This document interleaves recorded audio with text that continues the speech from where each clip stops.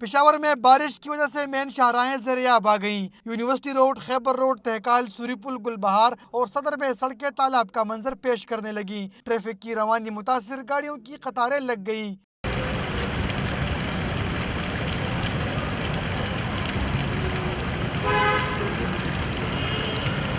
رہی صحیح کسر بی آر ٹی کے تعمیراتی کام نے پوری کر دی۔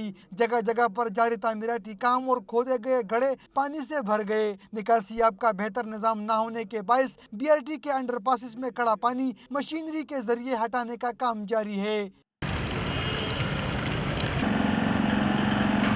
ہر جگہ پہ جاؤ ادھر پانی کھڑا ہے، لوگ پیدل نہیں جا سکتے، گاڑی نہیں جا سکتے، ٹریفک جام ہو رہا ہے اس کی وجہ سے۔ بی آر ٹی آپ لوگ بنوا رہے ہیں لیکن تھوڑا سا جو ہے نا اس کو تھوڑا سا ٹھیک بنوائے، سیوریج سسٹم بالکل خراب ہے۔ محکمہ موسمیات کے مطابق خیبر پختونخوا میں بارش کا سلسلہ آئندہ 24 گھنٹوں تک جاری رہنے جبکہ بالائی علاقوں میں پہاڑوں پر برف باری کا بھی امکان ہے۔ کیمرہ مین کاشان ارشد کے ساتھ عارف حیات، ڈان نیوز، پشاور۔